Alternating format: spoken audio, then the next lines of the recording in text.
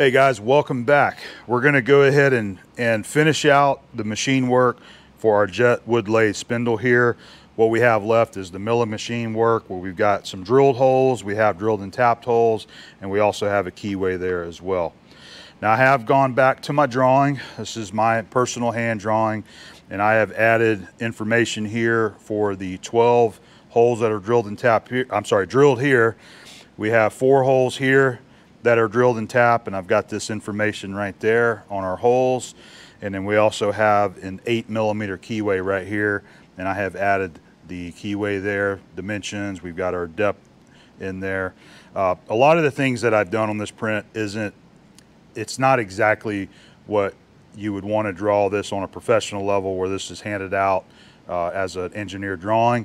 This is made for me to read right here. This is my personal print that I'm going to be using whenever I'm working on this right there. So for example, I've got our 4 holes here that are drilled and tapped 90 degrees apart. I've got the information right here underneath this measurement.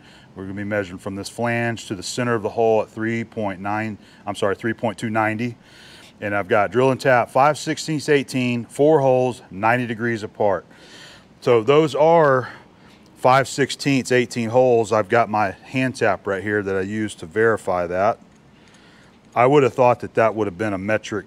I was thinking that was going to be 8mm, but it wasn't. An 8mm tap will not go in there, and I checked it with my thread pitch gauge, and it is in fact 5/16 18. Okay, we've got our drill bit, letter F drill for our 5/16.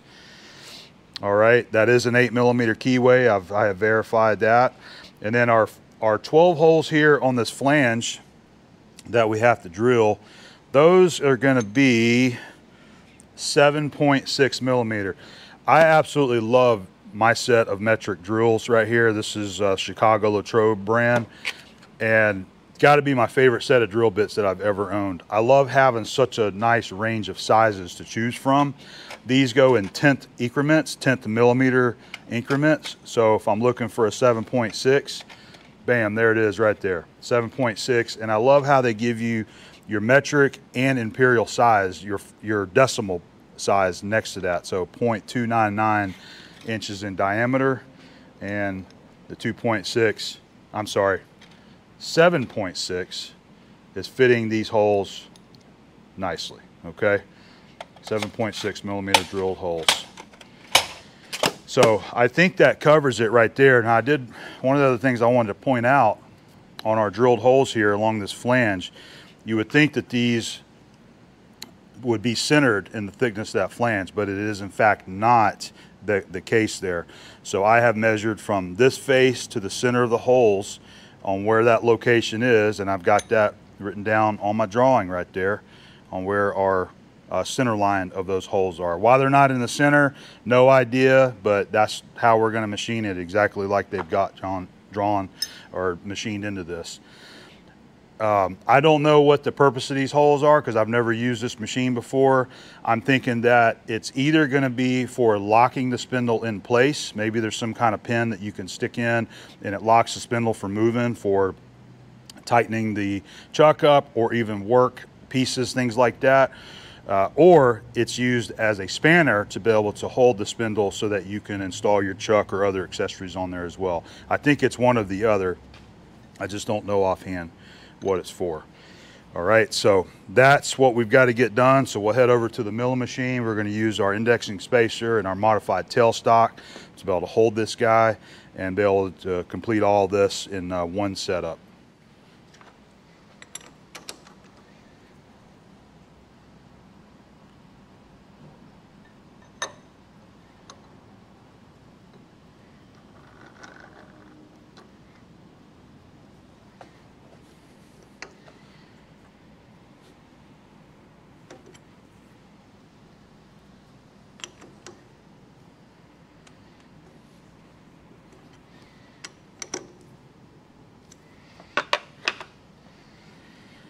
All right, we're going to start this guy on 0 right there. This pin comes with this indexer, and it actually makes it turning a little bit easier, so I should be using that. Use that right there. All right, we're gonna reference, we got it lined up on 0 right there.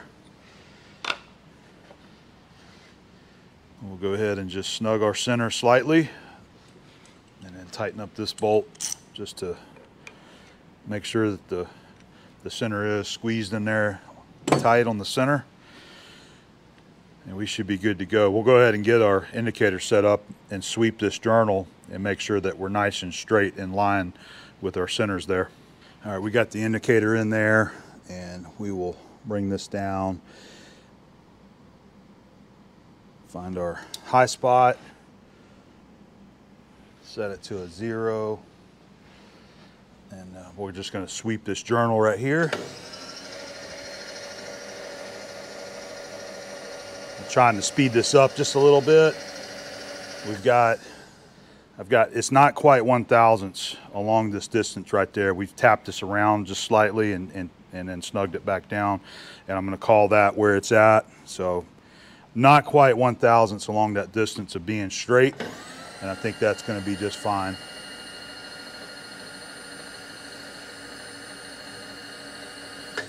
Yep, that's looking good right there. Didn't quite go back to 0, so I'd say maybe 5 to 6/10ths difference along the stretch right there.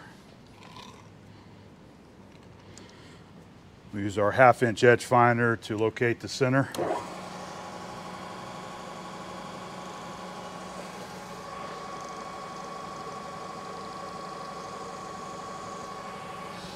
I think I came up on that a little bit too fast. I'm gonna do that again. Come on.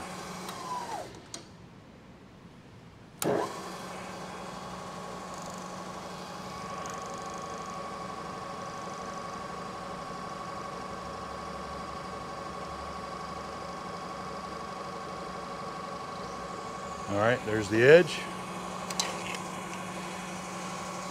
0.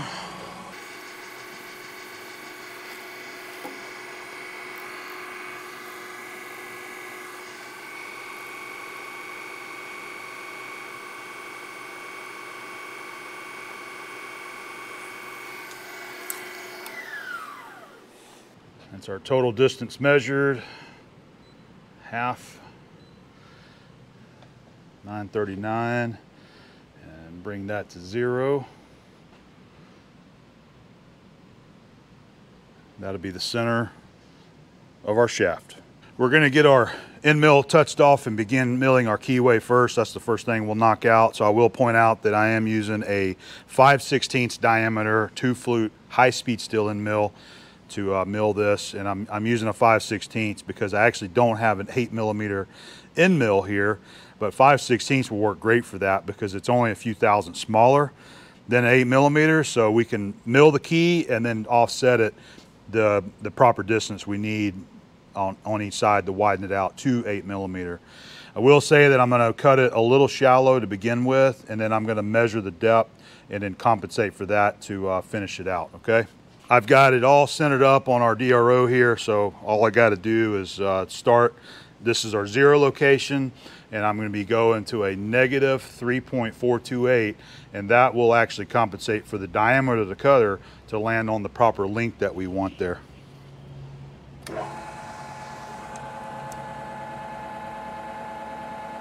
Bring that down close, and I want to get it touched off and set my 0. All right, that's touched off.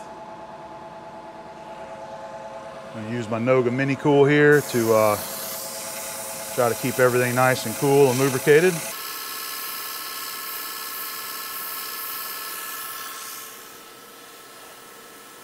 Total depth is 175 thousandths from the touch off, so I'm going to go about 150.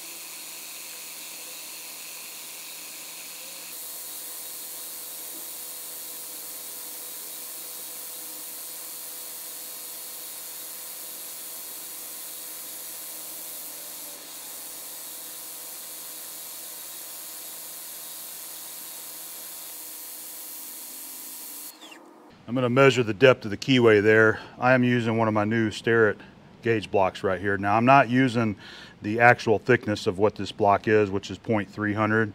I'm actually using just the width of the block that they manufacture it to, but it's ground square. So using a 1-inch mic there, we have mic'd this block being 0.348 and a half, 0.3485. That is the thickness that we're going to be using to compensate here. So just make sure everything's good and clean. I've already blowed it out.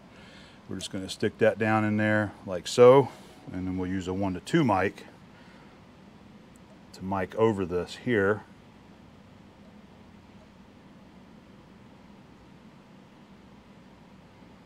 All right, that feels pretty good. And that is, I'm just going to go ahead and type this in my calculator right here so I don't have to do it in my head. We are at 1.571.5, and I'm going to subtract the width of that block. So minus 0.3485 equals 1.223. Our depth that we want to mic is going to be 1.200, so that tells us we have 23 thousandths still to take out of the bottom of that keyway.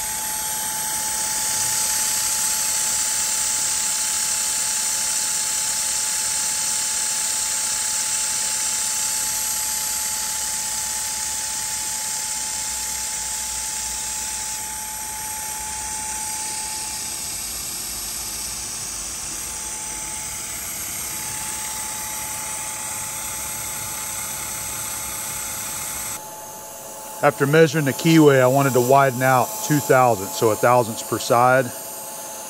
What I'd like to do is put an indicator up here to just kind of help verify my movements there, and can compare it to what it says up on the digital readout there. So it's showing that I moved 1.8 thousandths up there, and on my indicator it looking like, you know, about 1.5 thousandths or so. So after I make that pass, I'll remeasure it using my gauge blocks to see where it's at. It isn't super critical, but I'm trying to land on like 0.314 or 0.3145 and try to tighten up the fit of that key versus what they had in there to begin with. We'll see if we can get the key to where it's not loose in there anyway. We're using my Starrett gauge blocks here to get a stack up to check the width of our key there. I've been measuring, I think I got it. So I'm just putting these other guys back. I was using the 113 and the 100. So we have our 200 thou, and then we have our 114. I think that's about where it's going to be, is 314.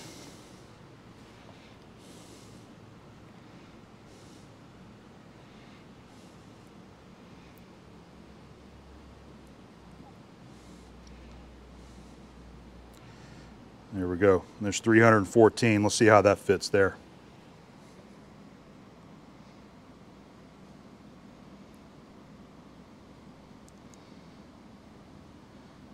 That's fitting down in there with a little bit of resistance, so it could be a tenth. Could be a little bit over.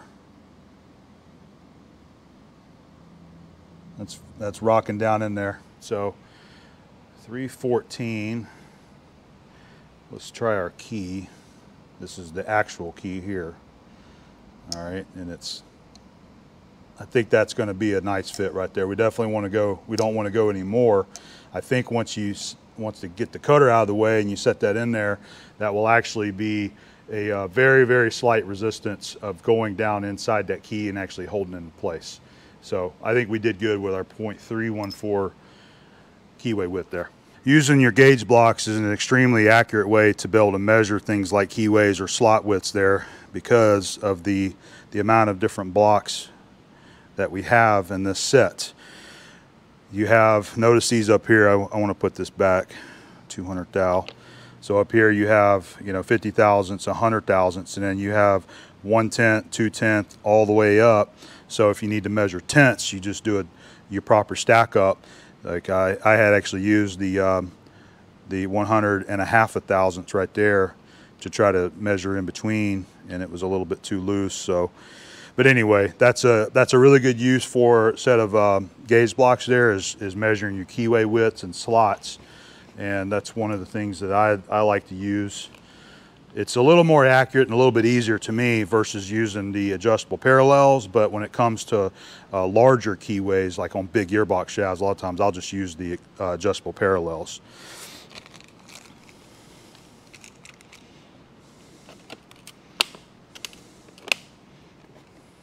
Next feature up, we're going to get our holes drilled and tapped.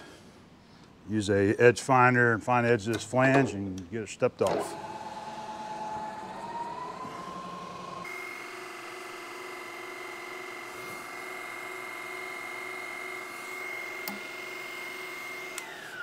.290 minus 100, 3.190.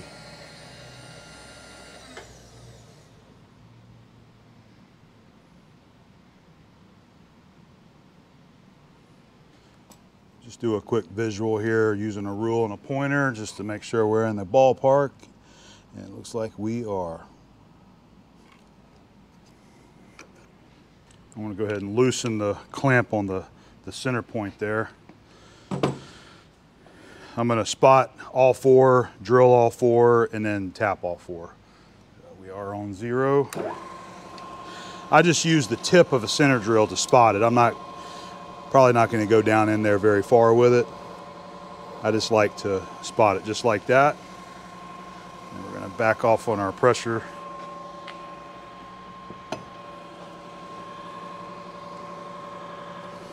Let's use our handle, make this a little bit easier to spin it.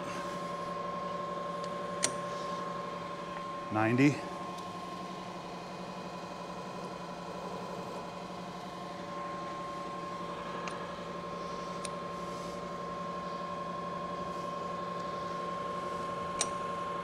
$180.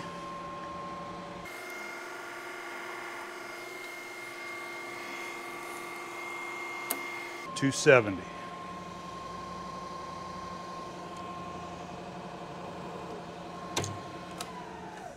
Got our letter F drill in there. We use a little anchor lube for our drilling lubricant.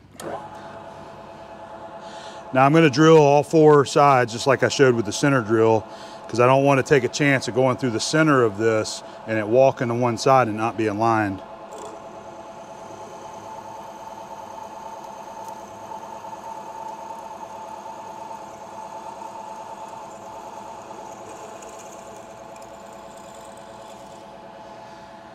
We'll get rid of that helicopter chip. Now we go back to our 0.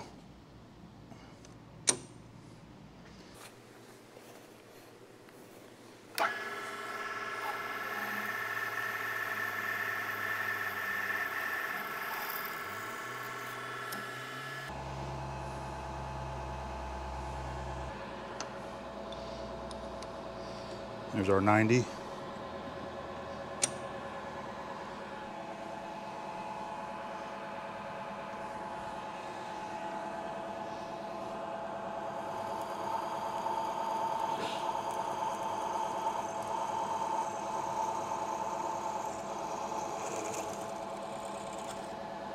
Next up, we'll knock out our chamfer there. I am going to use the quill stop right up here once we get our depth set, so we can get all four of them the same depth there.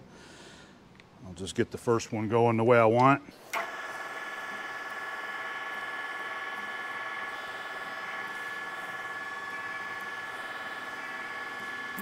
Let's go a little bit more. Adjusting it in 5,000 increments, so we can go ahead and keep indexing it like we've been doing. So we're at 180, That's going to be 270. Now we should be set to our depth. That looks good.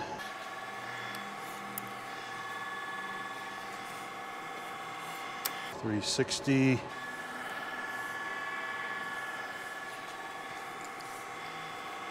And 90.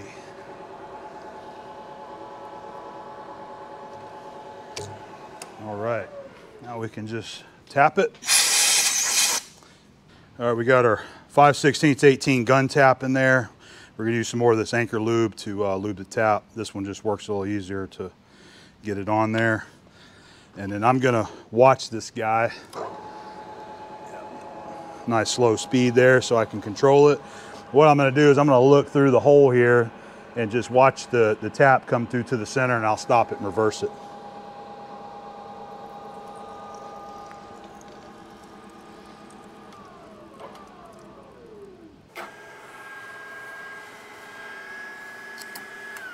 All right, that looks good. And everything is covered in the anchor lube, including the threads inside. Stuff always does a good job for tapping.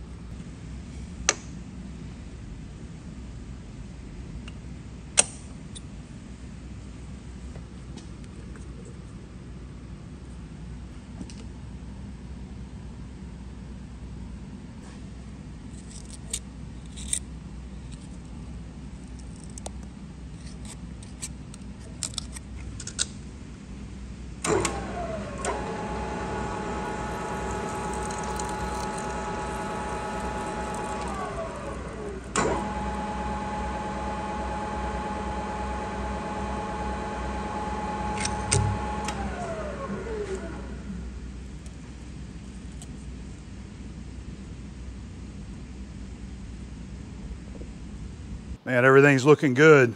So now we can move down here, we'll find our center, and then now we need to drill our 12 holes. So what I've done for that is make myself a little cheat sheet to reference so that I don't mess up and end up locking it on the wrong number. So I just have it, you know, start at 0, and then if you know your threes, it's pretty easy to go through there. 3, 6, 9, 12, 15, 18, 21, 24, 27, 30, 330, 360. So that's every 30 degrees, so it's 360 divided by 12, it's every 30 degrees. I just do this, and I'm gonna put it over here so that I don't screw up and land on an incorrect number. It's just a backup to try to keep you from making a stupid error. By the way, a little tip for you guys, these are the notepads that I use, the Post-it notes, the Extreme. These things are nice because they're more heavy duty than just the standard paper. The material feels like the same kind of material that you would find in painter's tape. It has that kind of material. So, you know, it can get wet and it's a little more rugged. And Abby turned me onto these several years ago, and that's all I use now is these Extreme Post-it notes. So you might pick up a pack and give them a try because they're very handy and I love having them. They even have the big notepads as well, and I try to keep those around as well. So just something I thought might help you guys out. So we're gonna go in and start our holes here. We've already found the center. And what I was gonna mention is I've backed off on this just enough so that it's not binding up when I'm rotating that, because we're gonna use the same trick. We'll use the center drill just to spot it. And then once we spot it, we'll go around with our I think it was a 7.6 millimeter drill, and then drill it to the depth. I've got it measured at like 475 on the depth, but I don't think that's going to be very critical there as long as we go at least 475 deep.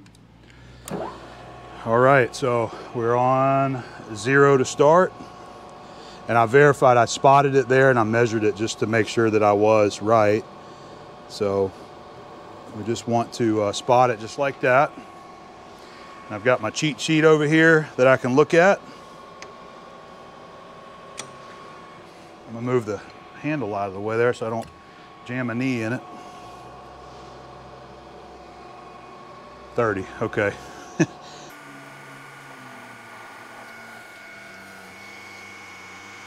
60.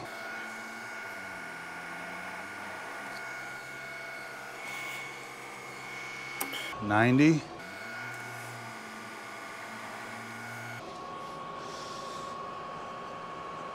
120. 120. 150.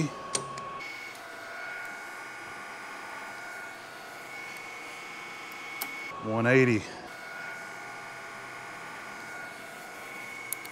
210.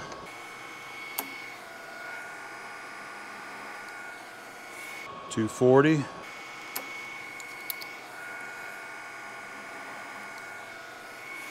270. 300. This is allowing me not to have to think about it every time since I've got it written down. And that should be 330. That's technically the last one. Because when we go back to 0, that's 360 degrees. There we go. All right, we got our 7.6 in there. Here's a quick little way to establish a pretty close depth there. We're going to be using our quill up here. Let me move that so that's not in the way. And I'm going to drop the knee down until the bottom of this block is even with the 1.5 line right there. And then I'm going to adjust this guy up. So we'll go up past the 2-inch line right there, and then make a we'll cut it and then measure our depth there and just try to get as close as we can. And then we'll bring this guy up too so that we can lock it in place. What I do is I usually just, you know, bump the cutter down. I just rest it on the surface, and then I lower the table.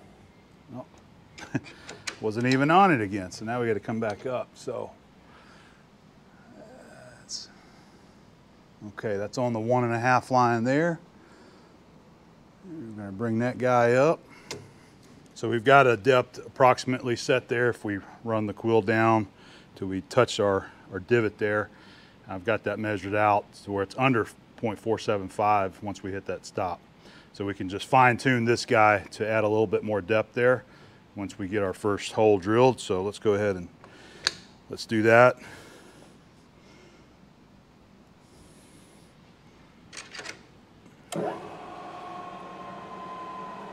Slow it down a little bit.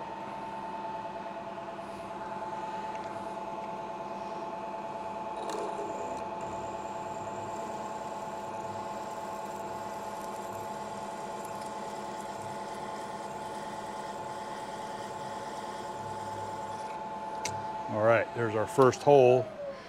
Now I'm just going to use a caliper to measure this right here. And what I'll do is go ahead and let me zero my readout. We're going to come down here so that we can clear our spindle. And I'll get my calipers and we'll measure the depth there. All right, we'll use some calipers here to see if we can get a measurement on the depth of that hole.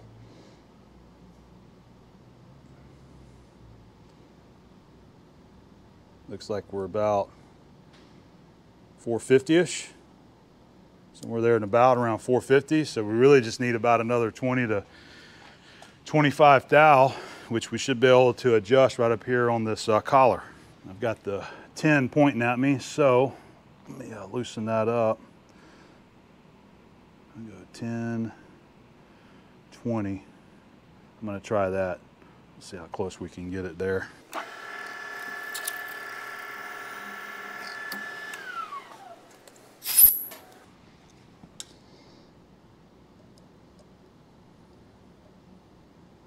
All right, I think that's going to be plenty close enough. 482, we were shooting for 475. There's nothing wrong with that. We're ready to drill.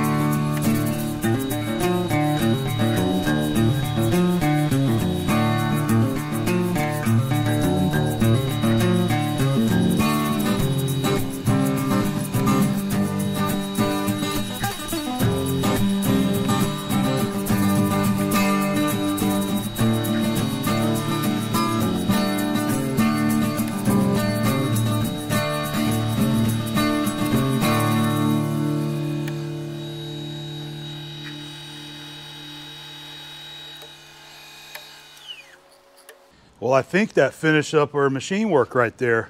As far as the chamfer goes on the holes, the factory shaft doesn't have any kind of chamfer, so to speak. I think what I would like to do is just use my Noga hand deburr tool and just do a very light deburr, just simply because they don't have a chamfer on that. But there's that new drill just barely raised up a sharp edge on it. But worked out really good.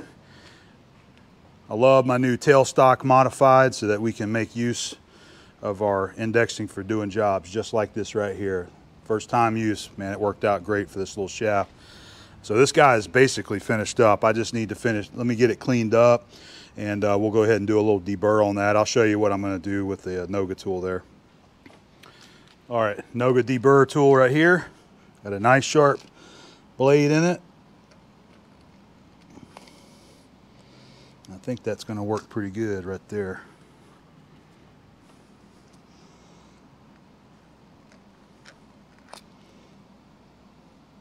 Yep, it's cutting that little burr right off the top. Go around it twice, seems to be getting it done. Well, I think that finishes up everything on our shaft. I did want to point out I used the Noga to deburr the keyway there as well. Just didn't show that. And I've got the original here just so that I can look at it and make sure that I haven't forgotten any features on it. And I don't think I have. We got all of our drilled holes, tapped holes, and keyway. So I think we're good to go. I'm going to go ahead and remove it from the spacer here.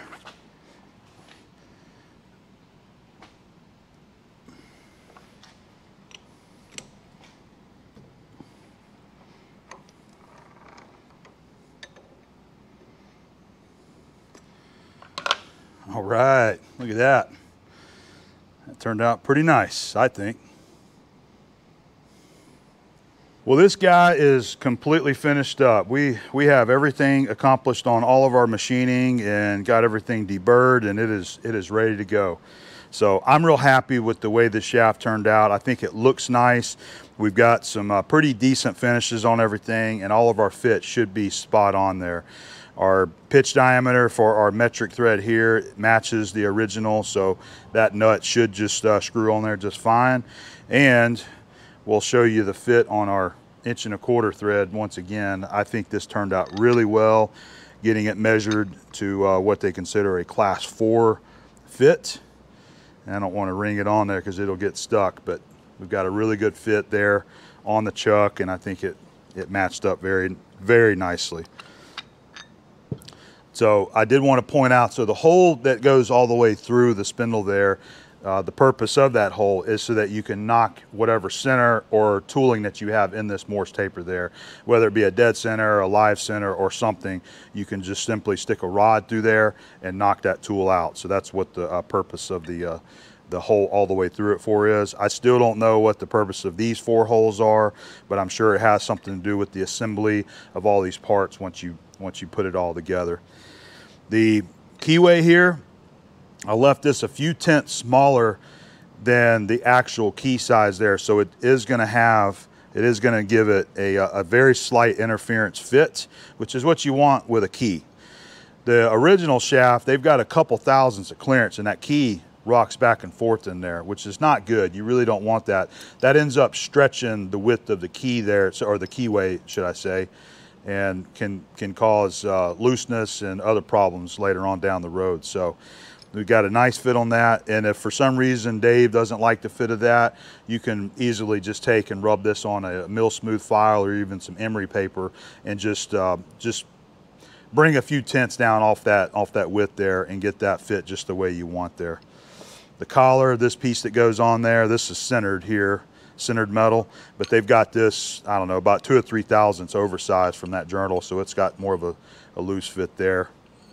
So, and our bearing journals are on size based off the industrial specifications that I use for bearing fits, so those should be good to go right there, and we definitely tightened it up.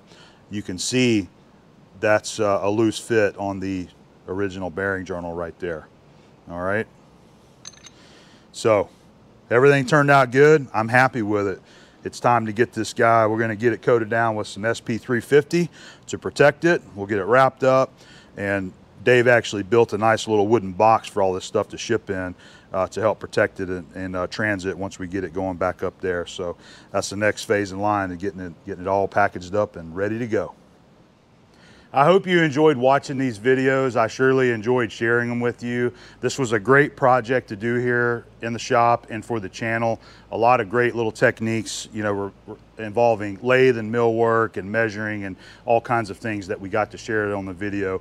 And that's what I enjoy sharing with you guys. I know a lot of folks watch these videos different purposes. There's some people that watch for entertainment, but there's also a lot of people that watch my videos historically because they are trying to learn this stuff. They're trying to learn machining and metrology and measuring and industrial repair, all that kind of stuff. People are here to learn. So the techniques that I know, that I picked up and I was taught, I always try to share that with you guys out there on the channel in hopes that it's going to help some of you guys out there that are learning. Okay, so thanks again. I hope you enjoyed the video, and I hope you come back for some more. We're going to have plenty of great projects to share with you on the channel. I have some fun stuff coming up where we're going to get to use lots of different machines and measuring techniques and cutting tools, and I look forward to getting to that. So we will see you again very soon.